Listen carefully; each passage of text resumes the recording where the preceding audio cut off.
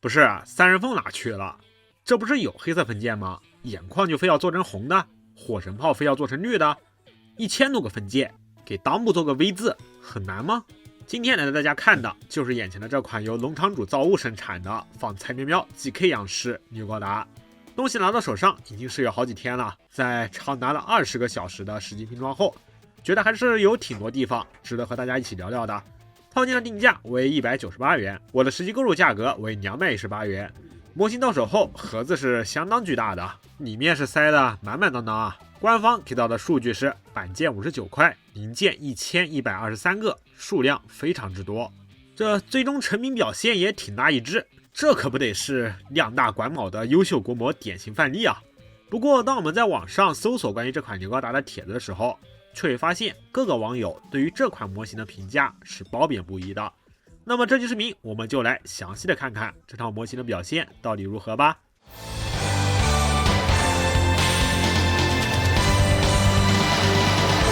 在视频的开始之前，我还是有点前言想要对各位进行说明的。这不是前天在斑妈发了个关于牛高达骨架的示意图吗？简单的讲述了一下没有内购的客观事实，也没有使用什么过分的言论或者过激的情绪。然后就发现评论区的部分吧友有一个很奇怪的评论导向，他们首先会把我陈述没有内购这句话默认为我觉得没有内购是一个不好的事情，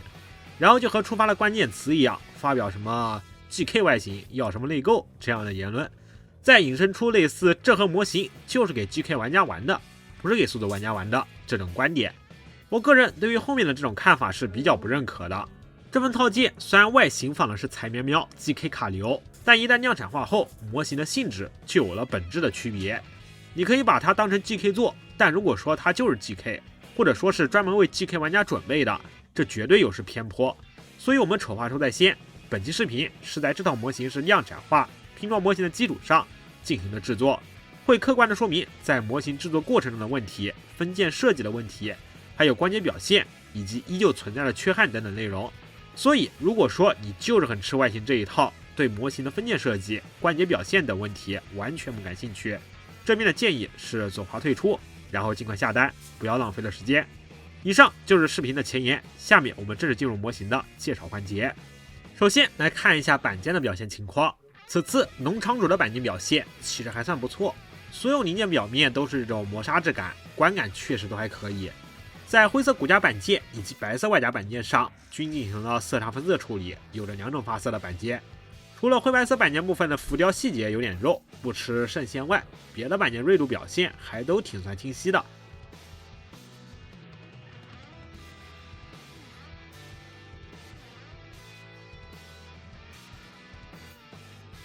黑色板件部分对比起白色板件稍微次了点，存在些许的水纹瑕疵啥的，但整体来说倒也还能看得过去。剩下来的绿色透明件、黄色板件、红色板件水平基本上都差不多，不过板件的用料有点软，特别是在灰色板件上表现尤为明显，很多地方都出现了白痕。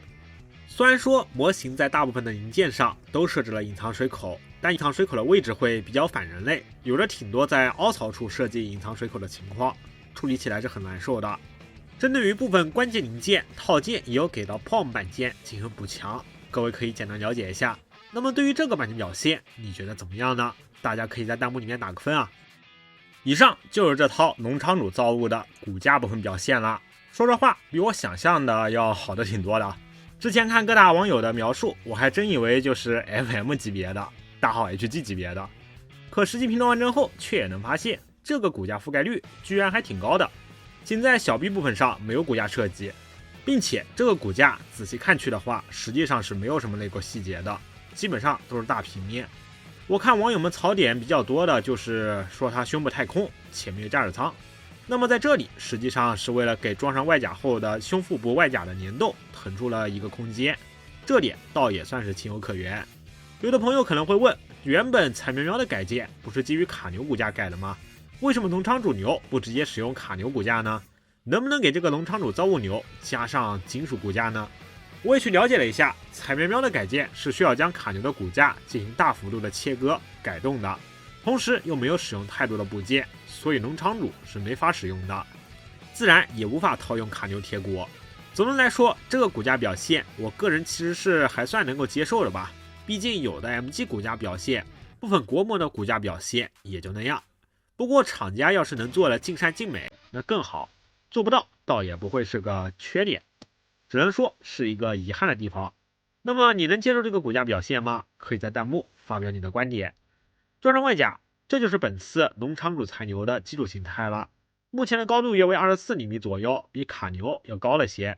模型整体的身形比例比较瘦高，双臂和双腿稍微有点长。如果不搭载浮游炮的话，看着稍微有点奇怪。说到浮游炮，我想很多观众肯定也想知道这家伙搭载上浮游炮后到底能不能自立吧。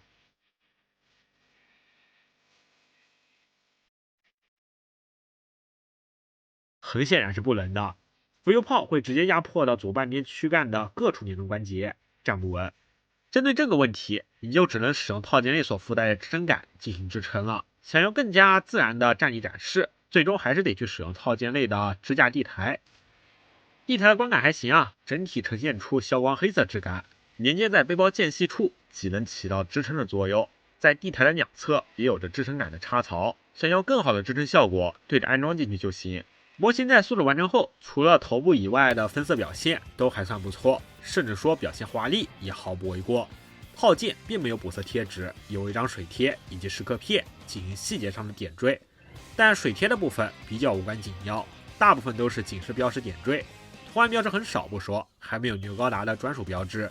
这点确实是非常难崩的，大家得去提前准备好别家的水贴。蚀刻片的粘贴在拼装过程中基本上也都进行了标注，各位留意一下说明书上这样的小图标就行。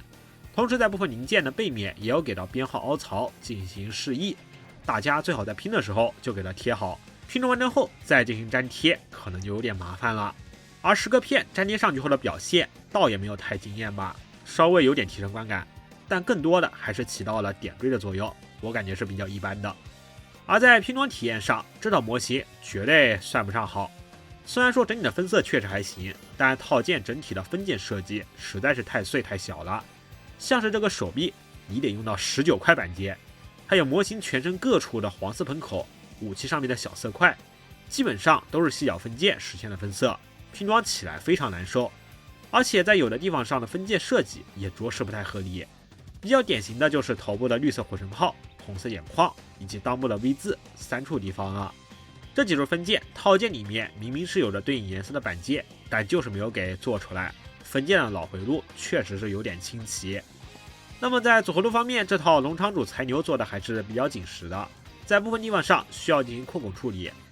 其中需要着重注意的就是与肩胛套环衔接的双盾关节这块，因为这个套环连杆很细，且没有使用泡沫材质，如果不去扩孔的话，非常容易白痕断裂。这请大家在拼装前一定要去进行扩孔处理。别的地方倒也没有太大的问题了，组合度表现倒也还算过关吧。模型在头部上的表现，前文也多次提及，属实是差点意思。分色错误倒也不多说了，最为重要的是，此次农场主牛的面罩并没有雪铁龙3人缝隙，好家伙，搁这 cos 能天使呢。同时，面颊两侧凹进去的3人缝结构还给做成了凸起浮雕结构，这2点我实在是有点不满意。这要是还有人蹦出来说既要又要，那可真就要插出去了。毕竟这是高达最为重要的特征，哪怕你给个雪铁龙的水贴，我都算你努力了。把问题丢给玩家解决，这明显就是态度的问题，该喷。在头部的底座上也并非常规球杆设计，拔下头部后，我们可以发现这个内壳是空的，经由了一个延长杆连接到脖子的底座上，感觉是又敷衍又特立独行，这样也间接导致了网上现成的替换头没法使用，得等一些厂家为它出新面罩，难崩。那么头部的关节总共有3段，一处是脑壳类的圆形装位，一处是脖子处的球冠，还有一处是整个底座。前方的白色分件为可动结构，在底座提拉的过程中能够自行进行避让。而在领口这块，套件也有给设计一个掀起关节，但这种关节我是没太搞懂干啥用的，有点奇怪。在肩膀根部上采用了一个双段拉伸机构，拉住后除了前后的可动增益外，还有着平台增益。不过在这个关节的根部采用的是一根镂空直装，并且与之衔接的几个关节还都是泡沫件材质，活动起来很紧。这板件用料本身就偏软，厂家是怎么敢在这种地方偷胶的？各位在把玩的时候还是需要小心的。肩胛与肩部连杆之间有一处双刃关节，同时根部为圆桩结构，可以进行小范围的抬起以及旋转可动。在旋转可动位点上稍微有点松，得进行加固。同时呢，这里各位在活动的时候也还是需要注意的，毕竟这肩胛连杆那么细，别一不留神给压断了。在肩胛外侧的喷口上有着一段联动机构，感觉比较一般啊。推出后，顶端2个喷口底下就是连杆，看着多少是有点奇怪的。而前后2片肩胛本身经由 C 扣衔接在顶部，有着轻微的可动，但是幅度并不是很大。对我来说，最大的作用就是夹住老是前后乱晃的肩胛了。手臂的平台远远超过90度，幅度可观。二头肌关节旋转360度也没有什么问题。曲肘关节有着一段很漂亮的联动机构，这个表现还是非常不错的。前面的护甲能够自行进行避让，后面的3段拉出结构完全展开后，还能够看到内部的压感细节，确实是非常有趣。在手腕部分上也给到了一处的可动增益，配合上可动手自带的2节关节，整体的幅度非常可观。在左臂后侧也是有配备纽高达标志性的光束键柄，有一根绿色的光束特效键可以插入展示，这个颜色也是不太对了，有点偷懒。可动手给到了一对实心握拳手、一对握持手、一对持枪手以及一对开膛手。手部的武器配置表现倒是挺常规的，枪矛盾各一个，但外形都进行了较大程度的改动。首先来看看这个光束步枪吧，下面是增设了一个榴弹发射器嘛，还挺帅的。握把处有个凸起，翻出来后就能够使用持枪手进行搭载了。至于枪身上倒是没有什么亮点，也没有个特殊玩法啥的，枪头还有点小晃荡，需要站牢。而火箭筒的部分外形也是很帅气，握把部位是和光束步枪一样的设计，在前端有一节的拉伸关节，能够让炮筒变得更长。解锁中段黑色分件的卡扣后，居然还能够进行折叠，折叠后的造型4防4正，别说还挺有趣。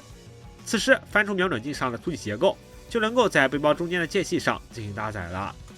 目前折叠状态，我想更多的还是为了防止与地台支架产生干涉而进行的让位。如果说不使用地台的话，直接搭载也是可以的，还更美观些，看各位的需求吧。盾牌部分表现也很华丽，内侧的打底内构都是有进行分色还原，这块我觉得倒是做的挺不错的。尖端有一处展开机构，同时翻开上半块盾牌，我们还能够在内部看到非常丰富的细节浮雕，确实还行。在搭载方面，仅有几个 POM 键组成的连接键搭载在手臂上，根据左右两侧手臂的形状，各给了一个连接键，这不也是能考虑的很周到的吗？实际在手臂上的搭载也很稳定，表现不错。而在背包的部分上 ，GK 的造型也很华丽，再加上农场主这惊人的碎片分件法，别说整体呈现出来的效果还算不错。在背包的顶端上，分别是挂在浮游炮以及光束剑柄底座的地方。这个光束剑柄插装很细，各位在把玩的时候需要注意，别给弄断了。拔出后安装套件内另外一个光束剑柄特效键，实现出力造型展示。但在这块，农场主又是偷了个懒啊！我们都知道，纽高达的光束剑柄在尾端也是有个光束发生口的，农场主直接给填平了，也没有给到对应的小光束特效键，多少是有点幽默的。另外一边的浮游炮插装主要为 POM 键 C 扣衔接，同时为了一定的稳定性，在底下的白色小分件内部还藏了2个插装，配合上另外的 POM 连接键，即能够实现较为稳定的搭载。每根浮游炮上下两头都有着4处展开结构，中段也有着双段关节进行衔接，还原发射状态也是不成问题的。而并排连接则需要额外的 POM 键，一种是平行的，一种是错开的，各位按照机设选择就行。因为本次农场主的浮游炮给到了24根啊，套件自然也给了另外一边的浮游炮连接键以及安装机构，实现双一流也是不成问题的。不过这一块的拼装过程就非常的折磨了，和坠入了无限城一样，真给我拼麻了。那么如果不想双翼搭载的话，套件针对额外的浮游炮也有给到对应的小地台进行收纳展示，一样的看各位需求了吧。背包下端的4个喷口均为球形关节，各个朝向的转动倒是不成问题，顶端的黑色盖板也能够轻微掀起。不过这个喷口最外圈是一个灰色的圆圈分界，强行卡到圆筒上，比较容易裂开，我这就裂开了一个，大家在拼装的时候还是需要留意的。在背包的侧面有着较为丰富的弧形镂空细节构造，针对这个外壳，套件有额外给到一对灰色的同心零件，应该是想多提供一种配色选择方案吧，各位可以按照自己的喜好进行选择安装。在腹部上端有一节前后的可动关节，弯腰的时候，腹部的白色盖板能够回收让位；后仰的时候，驾驶舱上方则会露出一节灰色内衬防穿帮。同时背后也有着一小段的联动机构，为了防止搭载浮油炮的时候关节支撑不住，在背后还给到了一处的锁定机构，按下锁死后就不会后仰了。腰部的侧摆关节则被放置在了胯部衔接处的上下两侧，在侧摆的时候，理论上腰部的两片装甲也会产生一定的联动，并伴随着复位的时候归位，但这处联动机构是极为易损的。我们可以看一下内部的大体构造，当我们弯腰的时候，腰部中间的白色外甲会挤压骨架上的一个小塑料片，使其产生形变，